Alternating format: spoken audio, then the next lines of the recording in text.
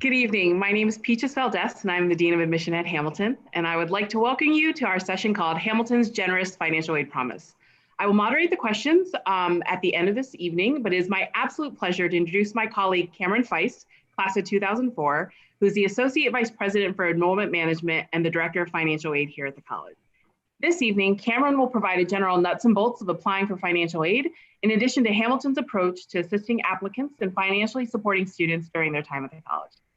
So this evening, we've pulled together some questions, but you are more than welcome to ask your questions in the chat box to the right of your screen.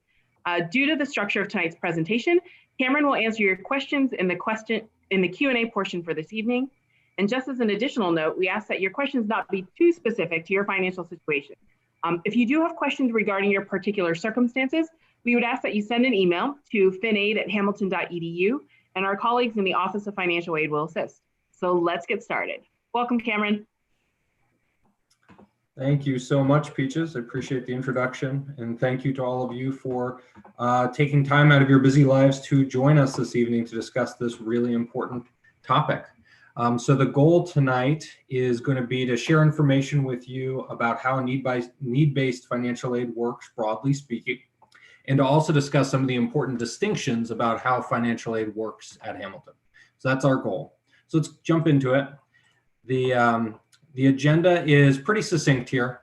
We are going to discuss the language of financial aid. Financial aid tends to use different acronyms and terminology that many of us are not familiar with unless we've gone through this already. We're going to talk about how you understand your financial aid eligibility by looking at a mocked up essentially financial aid award from the college. We're going to discuss the FAFSA and the CSS Profile financial aid applications, and then we're going to leave ample time for questions at the end, because really we are here for you and we want to learn from, we want to respond to the questions that you have and make this as focused as possible. So the big acronym is the EFC, or Expected Family Contribution. We collect this stuff to calculate your family contribution, specifically the FAFSA, which stands for the Free Application for Federal Student Aid, the CSS Profile, or College Scholarship Service Profile, and then for students who are seniors in high school, we're going to be looking at your 2019 family tax information. It's important to note that all need-based financial aid begins with the assumption that the first source of contributing towards college educational expenses is going to be the family. As such, it's important to know that the expected family contribution is actually two pieces. It is a student portion, or student contribution, plus a parent contribution, and those two things add up to equal your expected family contribution. At Hamilton, like at all colleges, we do expect students are going to be contributing from the work the summer before they matriculate on our campus. The primary drivers when colleges are calculating your expected family contribution, some of them are pretty obvious. We're going to look at your family's income. We're going to look at family assets, things like savings, investments. We're going to look at the number of members in the household. And a really big one that is often overlooked is we're going to look at the number of members of the household who are going to college as full-time students at the same time. That's a big deal. So please know that if you're the oldest in your family heading off to college, should you ultimately come to Hamilton, and during your time at Hamilton, you have a younger sibling who joins you either at Hamilton or another college, assuming your family's financial resources haven't changed, you would expect that your family contribution at Hamilton would be significantly reduced when your family goes from supporting one member in the household in college to supporting two or more members in the household in college at the same time. So this is a pretty broad-based definition of EFC, or expected family contribution, and it is the first of two main acronyms or important terms that we're going to discuss this evening. The second is cost of attendance. So as you likely already realize, college costs vary institution by institution. What may be less obvious is that financial aid recipients have a uniquely calculated college costs, which we call cost of attendance. And that's calculated at the time that you apply to the college. And it's a combination of a few things. We look at the direct cost for the college, or sometimes these are called billable fees or billable costs. And it's things like tuition, room board, student activity fee, maybe health insurance if your family requires it. And then we also look at the indirect costs or the non-billable fees. So we need to set aside some resources for you to buy books and supplies to go to school. We need to recognize that students who are coming from further away need more resources to travel to and from campus. And then we know that just things come up when you're in college. So there's even a miscellaneous or personal expense line built into a cost of attendance. So those direct costs and those indirect costs add up to equal each student's unique cost of attendance. So cost of attendance, or COA, and expected family contribution are really important to this conversation, as those are the foundational elements to how need-based aid is ultimately calculated. So let's talk about how we do that calculation. So we look at the cost of attendance, and I've created a fictitious cost of attendance here for a student of $75,000 using nice round numbers. And let's say that this family has an expected family contribution of $10,000. Their demonstrated need would be $65,000, which is simply the difference between the cost of attendance and the family contribution. If you ultimately, in this scenario, receive a financial aid award, or sometimes referred to as a statement of financial aid eligibility, that adds up to $65,000, then 100% of student need has been met, or full need has been met. I am really proud that Hamilton's an institution that is committed to meeting 100% of demonstrated need for all admitted students who gain admission to the college. We are able to do that because we've allocated significant resources towards our need-based financial aid programs. The reality is that many colleges in this country do not have those same resources, and so they might do something that looks a little bit more like this. So in this scenario, they may offer to support 90% of need, which would come out to an award totaling $58,500.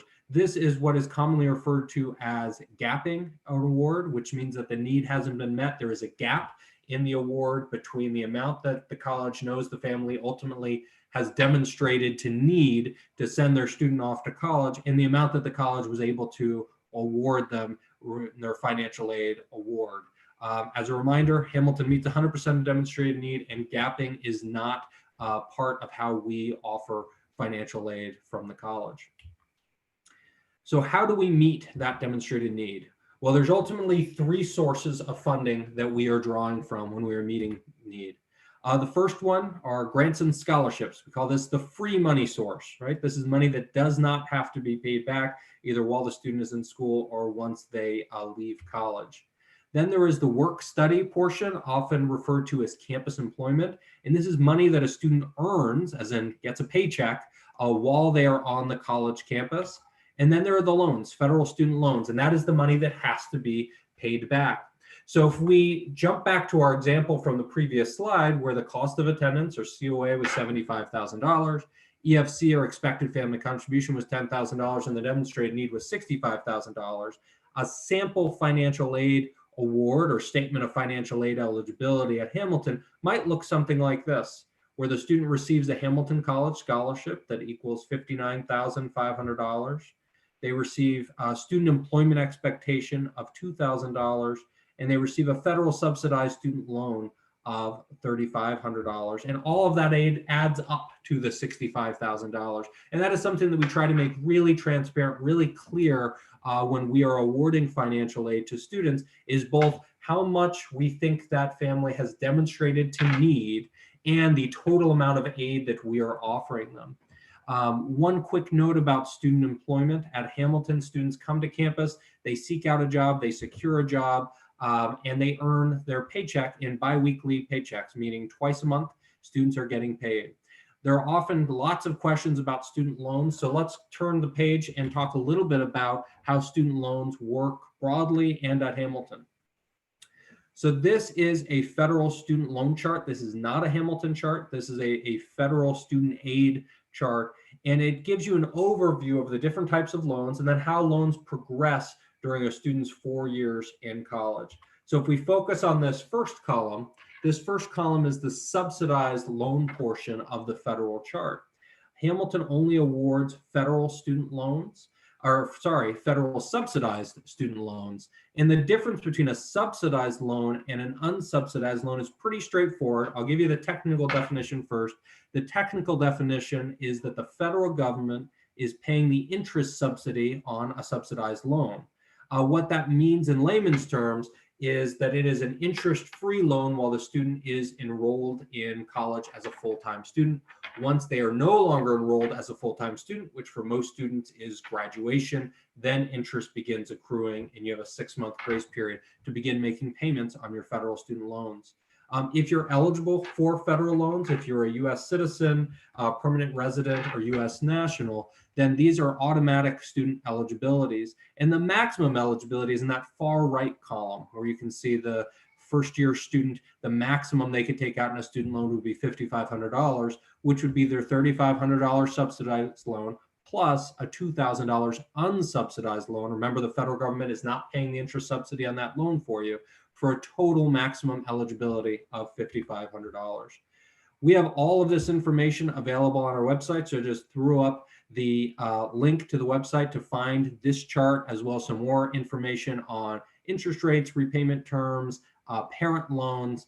That's a whole other presentation that we could do tonight, but if you have interest or questions about loans, please refer to our website, and then obviously we're going to have a bunch of time at the end of this presentation where I'll be able to answer whatever questions that you might have.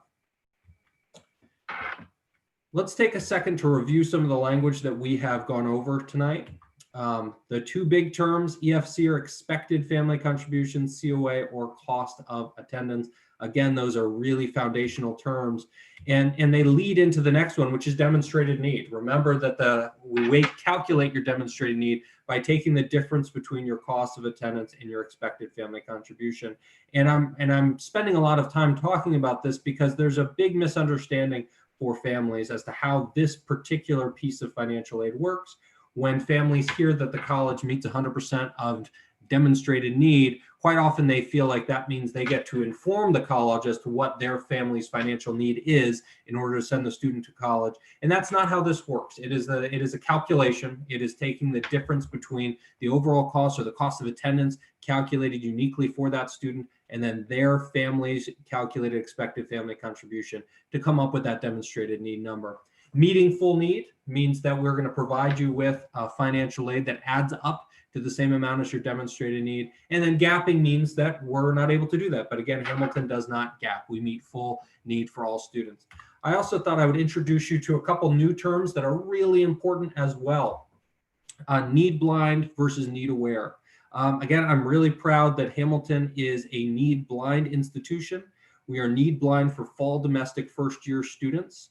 Need blind means that a family's ability to pay is not considered during the admission selection process, whereas need aware or need sensitive, people use those terms interchangeably, means that a family's ability to pay may be taken into consideration when making admission decisions. The combination of being need blind and meeting 100% of demonstrated need are kind of the most foundational pieces to Hamilton's distinct financial aid program, and something that we're really proud of at the college. To that end, if you want to learn a little bit more about Hamilton's need blind commitment, feel free to take a look at the following website, which is just our hamilton.edu/admissions/finaid/need blind. Now I'm going to turn to jumping into the FAFSA because the FAFSA is a really important form as you're navigating this process, particularly for our domestic students who are going to be applying to American colleges and universities. You're going to have to fill out the FAFSA everywhere, so we should spend a few minutes getting better acquainted with what this form is. So the FAFSA is another acronym, again, financial aid. We love our acronyms, right? And it stands for the Free Application for Federal Student Aid. It is free. If you land on the wrong website, they may ask you for a credit card. So make sure that you realize that this is a free form, and I am going to put the link to the website on this page, and it's also going to show up on your student's financial aid checklist should they ultimately apply to the college. The FAFSA becomes available to complete on or after October 1, 2020. What that means is that you can complete the FAFSA before you ever apply for admission to Hamilton or frankly to any other school. This is a relatively recent change, and it's something that's really exciting for the financial aid community that families can get started with this process so early in the student's senior year, as early as October. You do have to complete the FAFSA each and every year to determine your eligibility. The FAFSA has sections for the student, and it has sections for what they call the custodial parent, and they will only allow the custodial parent to submit their information on the FAFSA, and there's the website. So how they define the custodial parent, this is for parents who are divorced, separated, or never married and not living together. And the FAFSA defines a custodial parent as the parent who has the student in their custody for most of the year. And most of the year can be 51% of the year in FAFSA terminology. If you ever have any questions about who the custodial parent is, your college guidance counselor should be able to help you through that process, but we are also available to help you better understand the difference between the custodial and non-custodial parent for federal financial aid programs, or purposes rather, which is what this is. And there is a relatively recently released app for this. And we are seeing a large number of our students are having success using the FAFSA app, which you can download wherever you download apps to complete and ultimately submit the FAFSA. And you can send it to multiple schools at the same time. So you do not need to submit it to Hamilton, then do it all over again and submit it to another school. You enter a list of colleges once you are done with the FAFSA, and then hit the submit button, and it'll fire off to all of us to download into our respective financial aid systems. So what is the FAFSA used for? It's used for all of this stuff, right? It's determining your eligibility for, the big one is the federal Pell Grant, which is the major federal, free money program, right, is the Pell Grant. Then there's a smaller program called the Supplemental Educational Opportunity Program, or SEOG. It is also used to determine your eligibility for federal loans, specifically that subsidized portion of the federal loan, eligibility for federal work-study programs. And depending on your state, it also might be required to determine your eligibility for state financial aid programs. In New York State, for instance, the FAFSA is required to determine your eligibility for things like TAP, which is our major New York State program. And then other states also have that as a requirement. It may also be a requirement for some outside scholarship programs. Once you complete the FAFSA, it's going to send you an email that might look a little funny because it's going to have an acronym. It's going to be called your SAR report, SAR report, or Student Aid Report. And included on your SAR report or Student Aid Report is going to be your federal expected family contribution. Because again, the FAFSA is the free application for federal student aid, and your federal family contribution is what is used to determine your eligibility for all of those programs that I have outlined on this page. When you're completing the FAFSA, they're going to ask you at one point, do you want to use the IRS Data Retrieval tool? And all of us in financial aid wish they would come up with a better name for that, but that is what they are calling it. I strongly suggest that you do this. What it essentially does is it connects your family's filed taxes that the IRS already has to your FAFSA. And what it will do is it will bring in all of your information for most families, it's a 1040 federal return, and it's going to drop it right into your FAFSA. And this is going to do two things for you. One, it's going to make the process of completing the FAFSA a lot faster, a lot quicker for you. Second, it is going to prevent the likelihood that you're selected for something called federal verification. And federal verification is the federal government saying to Hamilton College or whatever college you're applying to, we need you to verify that this student is eligible for our money, for federal student assistance. And so they select students for a variety of reasons, and then it becomes our burden to reach out to you as applicants and collect some additional information. While this will help mitigate the likelihood that you're selected for federal verification, it doesn't mean altogether that you won't be. But overall, most students who complete this end up not being selected for federal verification. Next, we're going to shift gears away from the FAFSA. We're going to talk a little bit about the CSS profile. So the CSS profile is, again, it stands for the College Scholarship Service Profile. And this document or application is going to be required from you for most private colleges to which you're ultimately going to be applying. There's going to be a lot of similarities here to the FAFSA. The first one here is you can complete it on or after October 1. Typically, it's available right about October 1. Unlike the FAFSA, it isn't free. There is a fee, but waivers are available. As you are completing the CSS profile, there are several different triggers that you may hit that will automatically generate a fee waiver for you from the College Board. If you complete the FAFSA and paying the fee is a burden to you and your family, please contact our office and we can have a conversation about that, and we may be able to offer you a fee waiver from the college. Unlike the FAFSA, which is restricted just to domestic students, U.S. citizens, permanent residents, and U.S. nationals, the CSS profile can be completed by U.S. citizens and non-U.S. citizens. And again, it is a requirement for all students seeking assistance from Hamilton. Similar to the FAFSA, it does have to be completed every year. Probably the biggest difference between the two forms, because they're going to ask a lot of the same questions, is that the FAFSA has sections for the student, the custodial parent, and the non-custodial parent. And really, we're talking about households here. So there is a whole section in there for the non-custodial household. Please know that you can keep confidential those sections. So a non-custodial household does not need to share their financial information with the custodial household, and vice versa. Both sets of parents will have their own unique credentials where they will log into their specific portions of the CSS profile for submission. That's a really common question and concern that we have from families. We are getting pretty close to the end of the presentation now.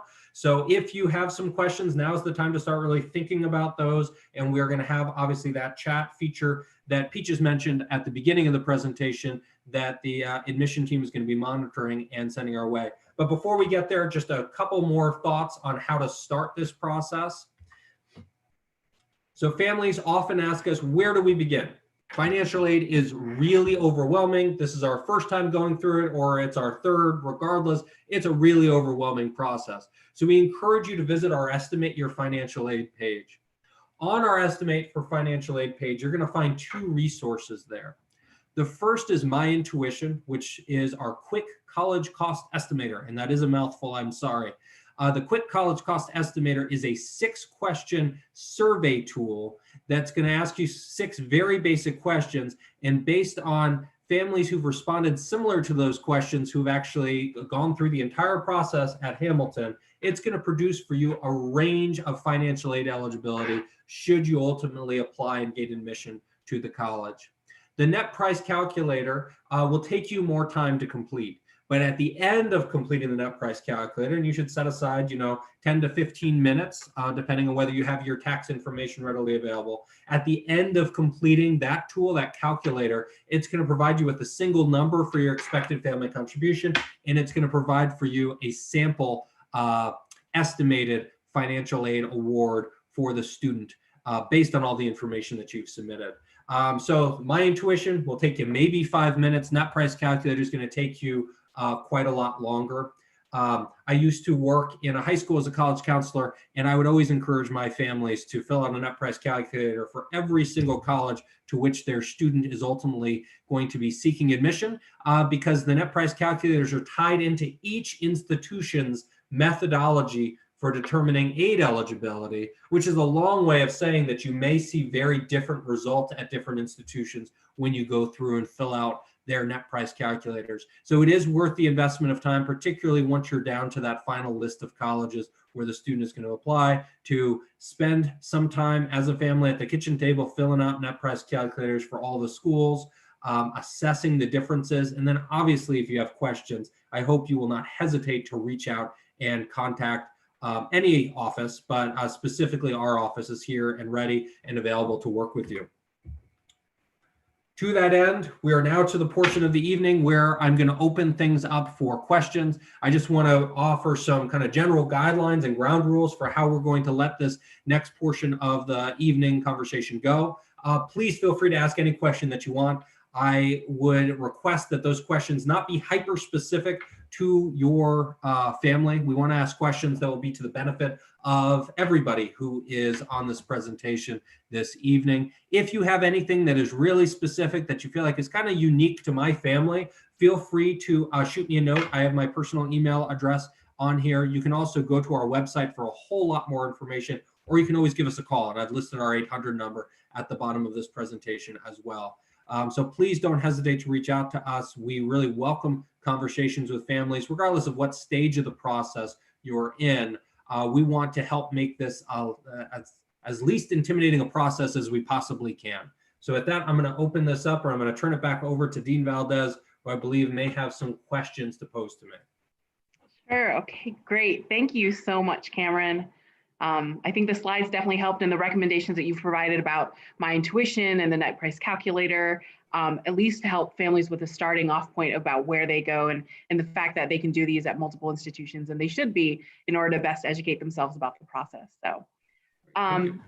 So we actually have some great questions already. So I'm just gonna throw them out to you, Cameron. This one is in regards to specifically international students. What are there loans offered to international students? How are international students and applicants supported during this process? Really great question. And so first of all, what we need to collect from international students is a little bit different than what we're collecting from domestic students. You can go to our website and click on international financial aid applicants, and it's going to provide you a complete list of what's required. But the big thing that we need is that CSS profile that I already referenced to ascertain what we are expecting your family to contribute. And then, like everybody else admitted to the college, we're committed to meeting 100% of demonstrated need for international students. For our international students who are just across the border up in Canada, we are going to ask them to take out a loan that is going to be equal in value to the amount that we are asking their US citizen counterparts to take out from the federal government, but this will be an institutional loan. Currently, we do not offer loans to non-Canadian international students, so their need would be met completely with scholarships, plus the same student employment expectation as everybody else. Great, thank you. Another question, I'm going to tweak it a little bit for both domestic and international students, but as you know, Cameron, a number of families have been impacted as a result of COVID-19. And so how will the financial aid process or the 2021 intake be different as a result of the economic impact that families have had due to the pandemic? Will the process change at all? It's such a good and timely question, right? And that's one of the benefits of a need-based financial aid institution versus a school that offers merit scholarships, where they may set aside a certain amount of merit money for a student in the first year, and that is what the student is going to receive for the course of their time at the college. We can be a little bit more responsive than that at the college, and that's one of the reasons that we require students to reapply for financial aid each and every year, is because we want to have a realistic assessment and a reasonable expected family contribution calculated for each family that's responsive to some changes in family circumstances. The reality, though, is because the FAFSA and the profile are now available in October of the student's senior year, what that means is that all of the income information collected is going to be based on your family's 2019 year, not 2020 tax year. And so that can pose a challenge for some families, especially when we had a pandemic hit in 2020. It doesn't change how families are going to navigate the beginning of this process. So you are required, when you're filling out the FAFSA and the CSS profile, to answer the questions as they are asked. You're going to be required to send us the tax information for the appropriate tax year. And you're going to allow us to determine your student's aid eligibility, which we will offer to the student at the same time that they gain admission to the college. They would get their financial aid eligibility or their statement of financial aid eligibility from our office. And then if a family has questions or concerns about their aid eligibility, we just ask them to pick up the phone and give us a call or shoot us a note, and we're going to work with each family individually. Every family's resources have been impacted in, I'd say, different ways during the pandemic. And so we need to better understand what the impact has been for the families with whom we're working. So it's going to be a highly individualized process. I think kind of the nature of a Hamilton education is it is a super personal education that we are offering, and the students should certainly feel that way when working with the admission office, and we're an extension of that same division. We want to work really closely with students and families to be as responsive as possible to their circumstances. And with that, I think more of the kind of the practical component of this process is, how do families document the financial situation since that has happened over the past year? Would they submit a letter? Would they submit a form? How do they report this information? Sure. So for many families, it means that we're going to collect their 2020 tax information once they have it. That's part of the challenge, right? But for most families, by the time they gain admission to the college, they will have at least had a close to the 2020 tax year. So they're going to have things like W-2s and 1099s, year-end tax statements, even if they have not yet completed their federal return. We have some pretty good documentation. And the reason documentation has to be so substantial is this usually requires us to go into the student's FAFSA and make changes to the student's FAFSA. And the FAFSA is a federal form. And so the federal government cares a lot about how colleges go in and make those changes. And so we have to have really good supporting documentation when those things occur. If it's unrealistic to get that tax information, or let's say something has happened in 2021, by the time the student has been admitted, we're going to work with the student and the family to talk about the different options for providing supporting documentation to the college to support whatever is going on for them. Our goal is never to be so burdensome in what we need that students and families won't be honest with us about their financial realities, but we do have some obligations as custodians of both institutional funds, but also state and federal funds that we have to certify if there has been a change in financial resources by collecting essentially third-party certifying documentation. Okay. Another question we received is, what are the alternatives? What alternatives are available for families who are not able to submit tax documents? So that's a good question. I wish I knew a little bit more about the family. And so if you are that family, feel free to shoot me a note. And you can shoot me a private note, and we can have kind of an offline conversation. I'll talk about our international students. Our international students, aside from our Canadian friends, do not submit tax information to us. Canada is the only country where we are going to require you to submit your T1s and T4s, which are the Canadian federal return equivalents. Outside of that, if you are a domestic student who's unable to complete taxes, you fall into a couple of different categories. You may not be required to complete taxes, and that's a very different category than not being able to complete your tax return. And so we want to talk to the families in both of those camps. If you're not required to complete taxes, that is a question on both the CSS profile and the FAFSA, and then we're not going to require you to complete those. If we think you should be completing taxes and for some reason you are not, we would need to know a little bit more about what those limitations are. But again, we're going to work with students and families. So if they are literally not able to submit those documents, then we are going to remove that as a requirement from them. And we are probably going to ask for some other certifying document, but it's going to be a really private conversation that will most likely happen between myself and the family, or one of my financial aid colleagues in the family. How does early decision impact financial aid? It's a great question. And that is one of the benefits of the FAFSA and CSS profile now being available in October. Because before that, students who were applying early decision didn't have the benefit of completing the FAFSA early on in the year. So we are going to do the exact same expected family contribution calculation for students who are applying early decision as our students who are applying regular decision. It's the same formula, same calculations. There is no preferential packaging or difference in packaging happening for students who gain admission early decision versus students who gain admission during our regular decision process. The only nuanced difference here is we don't know our cost yet for the next year at the time that a student applies early decision to the college, but that doesn't impact their expected family contribution. So if we remember back to kind of some of that, the financial aid lingo that I was sharing earlier on in my presentation, all it means is we are going to update that COA or update that cost of attendance number, but that family contribution doesn't change. So our costs, if they're going up in the next year, and we haven't done that yet, that just means that the student is going to receive additional financial assistance once we finalize the cost for the next year. And then obviously we notify them of that in writing. But the amount that we're expecting their family to contribute towards their overall educational cost doesn't change. And similar to students who apply regular decision, any student who applies early decision and meets our financial aid deadlines, which will be posted for them on their financial aid checklist, are going to receive their statement of financial aid eligibility at the exact same time that they learn of their admission to the college. Great.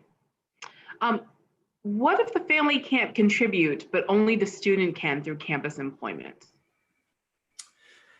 So in all likelihood, in that scenario, the family contribution would be pretty low, would be my expectation. But our job in the financial aid office in a need-based environment is to calculate a family's ability to contribute towards their students' educational costs, and we don't get in the way of conversations about willingness to contribute towards those costs. But oftentimes when I hear that as a concern from a family, by the time they actually receive their financial aid eligibility, they're pretty darn happy with what we've come up with their expected family contribution. So what I would suggest for the family who's submitting that question is take the time to complete our net price calculator, see what the results indicate your expected family contribution is going to be. And then if you have concerns, feel free to reach out to me. And we can have an additional conversation about what your concerns might be or what limitations may exist for your family that aren't necessarily obvious on paper. And that's something that happens a lot is I talk to family and they say to me, how can I contribute, X dollars when I have this other thing happening in my life? And I say to them, I didn't know about that other thing. Let's talk about it and let's figure out if that's something that we can take into consideration to potentially revise your expected family contribution. Again, the forms that you're going to be filling out are going to ask you a lot of questions, but they're not going to get at absolutely every single nuance for every family. So we want to have a more personalized approach when concerns come up. Mm-hmm. And so in addition to the campus employment and the students' contribution, for campus employment, what is there a recommended hours per week for work study, or is there designated like students can only work X amount of hours per week? And how does that change every year that the student is at the college? Really good question. So currently our work study expectation or our campus employment expectation is $2,000 for students, which equates to $1,000 a semester. Currently we pay minimum wage, and if any of you are in New York or been paying attention to New York State's minimum wage in New York has gone up a lot in recent years, but we have not changed that expectation for students. So right now, the last time I had this conversation with the student employment office, I believe they were telling me you had to work 6 to 8 hours a week to earn your $1,000 a semester in work study wages. It's important to note we don't cap the amount of money a student can earn on campus. We do cap the number of hours they can earn. So we cap the hours at 20 hours, and that is especially true for international students. International students are absolutely not allowed to, because of the type of student visa you will be here on, work more than 20 hours a week, but you can work up to 20 hours a week, anybody on our campus, which means you can earn in excess of the amount that we have allocated for you in your federal work study expectation or campus employment expectation. We also do not limit campus employment only to students who are federal work study eligible. So any student can come to our campus and seek a job, and we have many students come to our campus who end up finding campus employment. It ends up being a meaningful experience for them, who either didn't receive financial aid or didn't have that as a component of their aid eligibility. Mm-hmm. Another question that we have is, how do you take into account a sibling's cost for college when they are a twin and applying to college at the same time? It's a great question. The twin piece doesn't matter on the college financial aid side.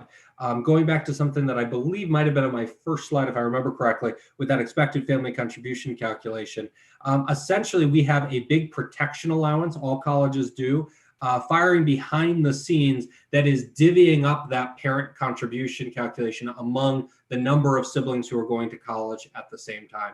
If the two students come to Hamilton, it's a very easy math because we calculate the parent contribution for one student and then we just divide it in half. It's a little bit more complicated, and I'm not going to get into all the weeds of that tonight if the student is not coming to Hamilton, but it is a very generous assumption of contribution to whatever that college, that other college is where the student is ultimately going to be attending.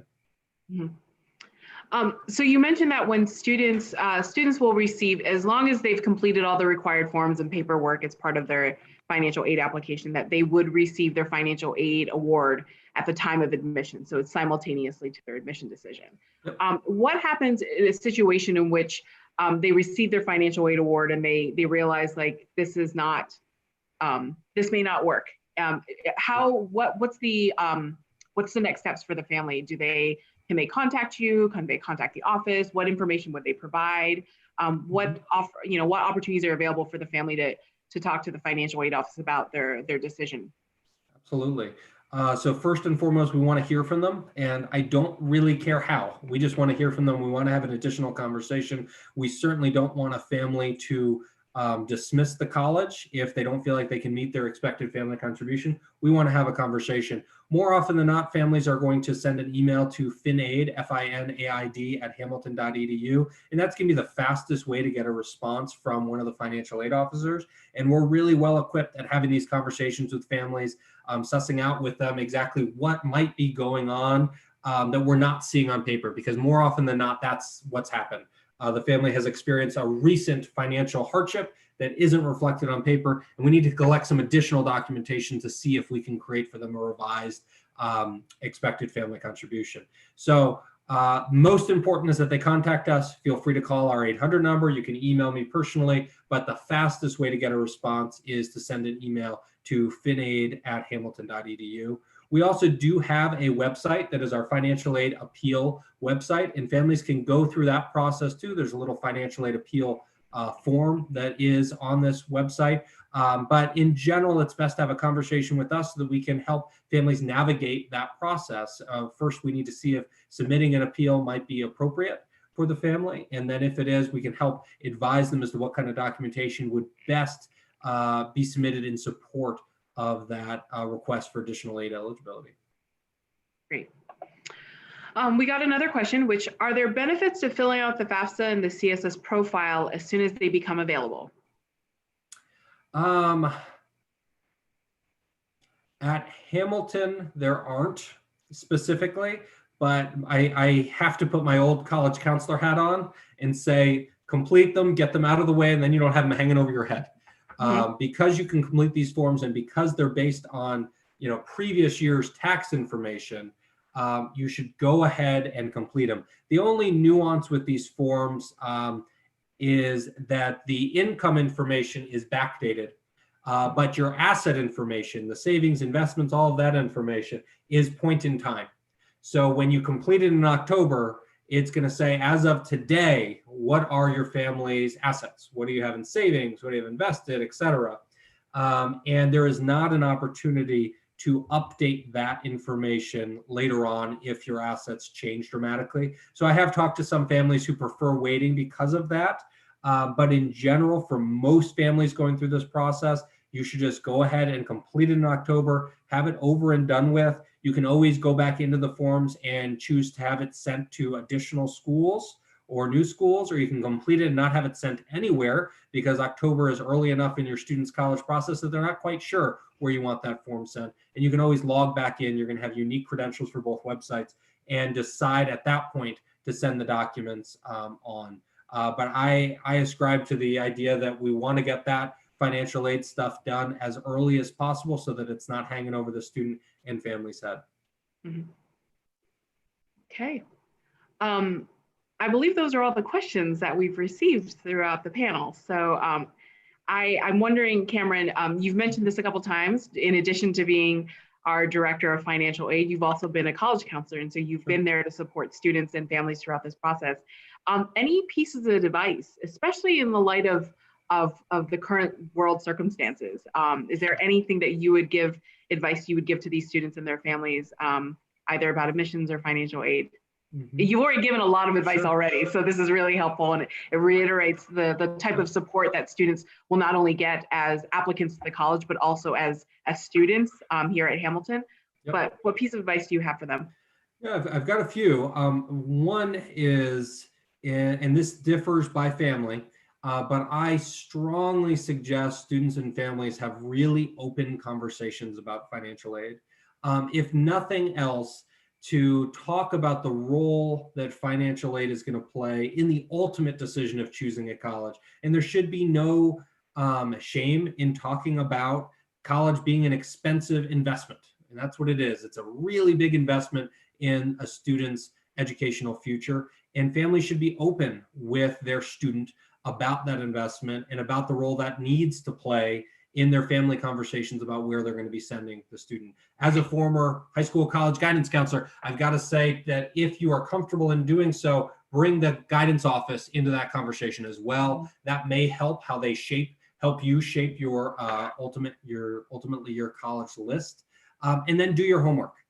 As of 2011, I believe it is, the federal government required that every college develop a net price calculator that's specific to that college.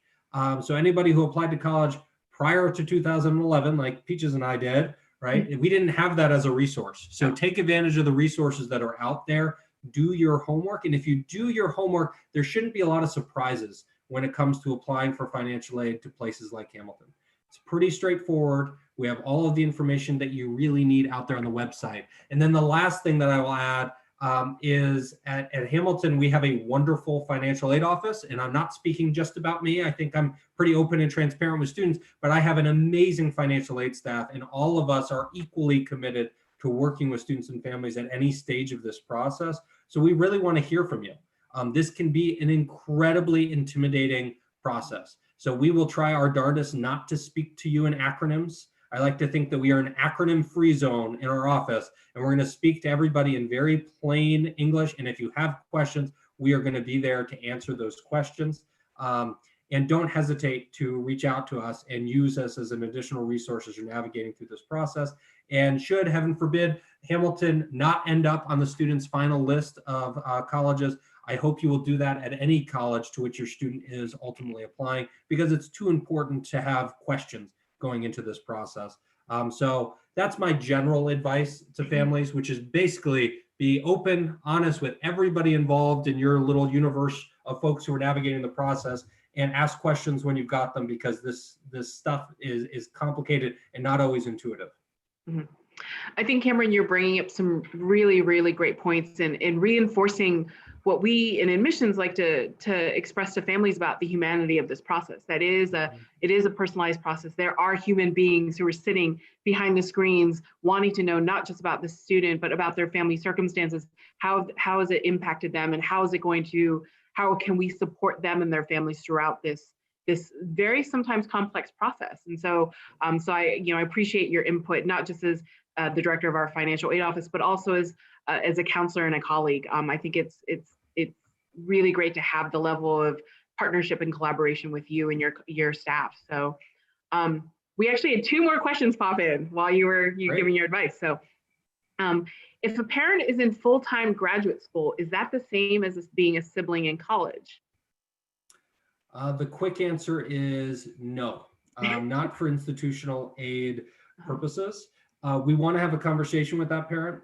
If going back to school is a requirement of their current job, then we may be able to take some of those costs into consideration. But if it was a decision to go to graduate school at the same time that your student is going off to college, in most likelihood, that is going to be reflected in loss of income for the family. So that is how it's going to be really impacting that expected family contribution calculation. But we are not going to set aside an allocated amount of money that we think that family should be contributing towards graduate school education. Okay. And then if the parents, our last question is, if parents are unemployed or were unemployed last year, how does that impact eligibility? So we have, sadly, we're working with a lot of families in that scenario right now. Current families at Hamilton, we've been working with the incoming students. I can't call them incoming students anymore because they're here, they're on campus now. We're in week 2 of on-campus classes going. But we've been working with families since everything hit. And frankly, we were working with families pre-pandemic. We're just working with more families now.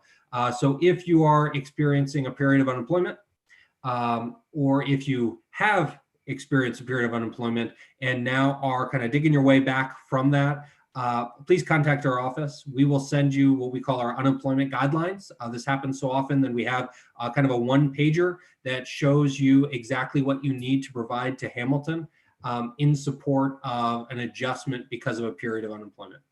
We understand that unemployment is really hard at the best of times, and it is especially stressful when you're also thinking about sending a student off to college.